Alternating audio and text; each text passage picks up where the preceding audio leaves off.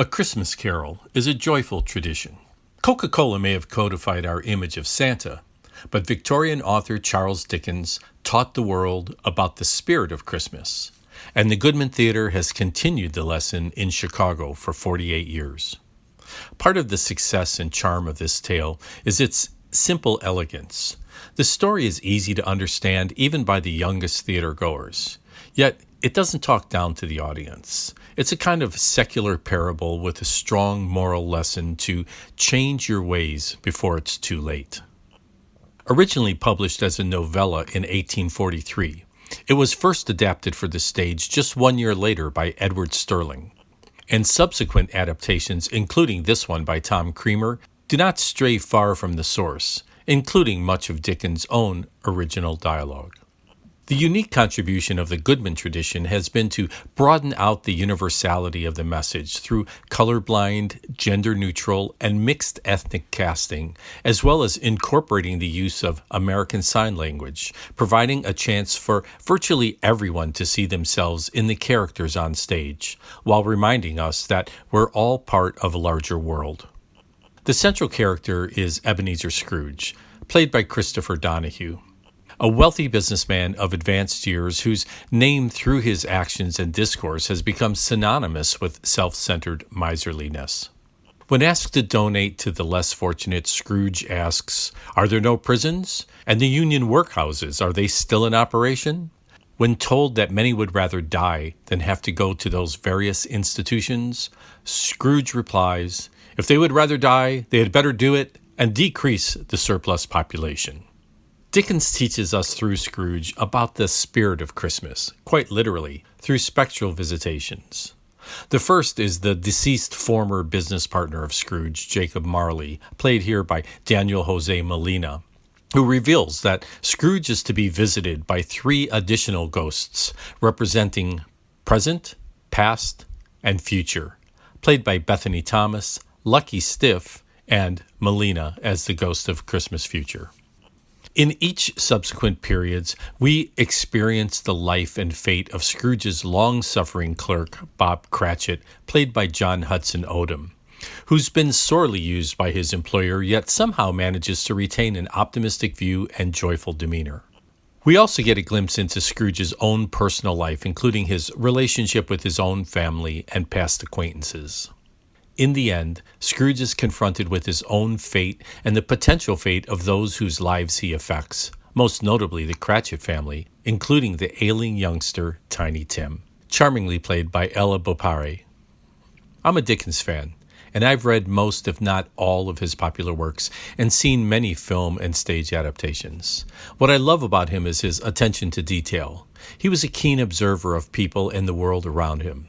This made him a quintessential chronicler of the Victorian period, and a champion of human rights that had a significant impact on drawing attention to the needs of the lower classes in England, and particularly the needs of poor and neglected children.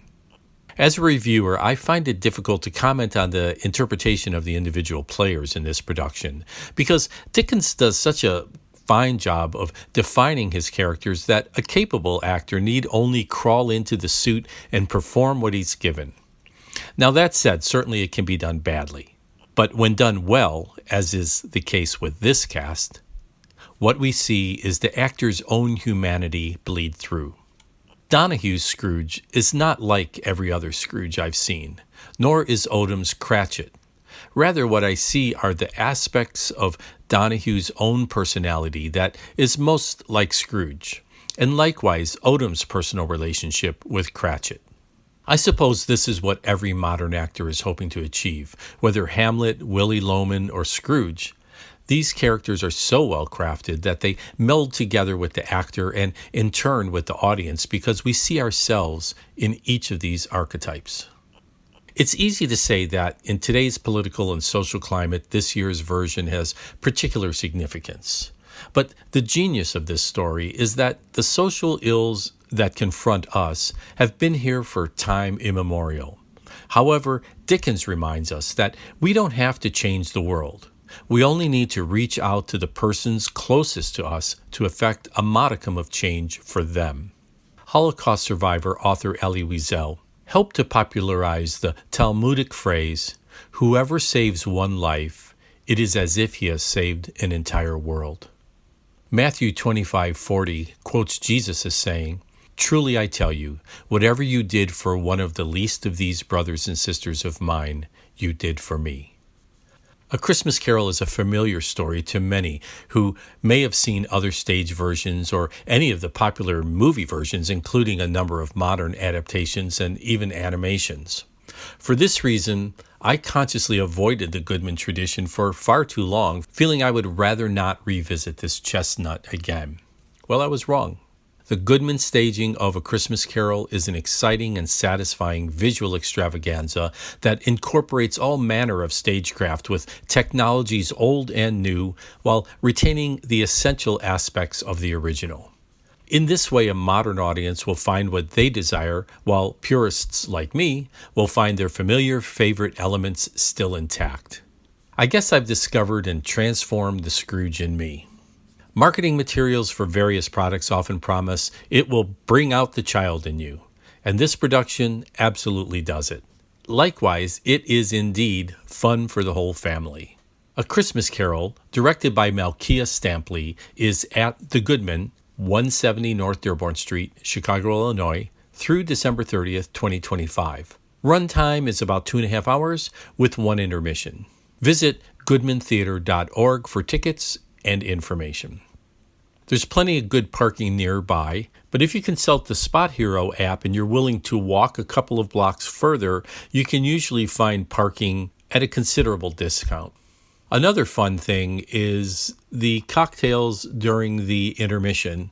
They all have various Christmas-related names, and I can't quite remember the name of the one that I chose, but it was a buttered brandy made with Covell brandy, which is a local spirits distillery here in Chicago, and it was absolutely delicious. So for the record, this is Reno Lovison, executive producer at ChicagoBroadcastingNetwork.com, reminding you, if you need marketing or video assistance for your business or organization, check out renoweb.net. And I also want to remind you that there are a number of really great shows going on during the holiday season. So poke around and look for some of my other reviews, and enjoy your holiday, no matter how you choose to celebrate.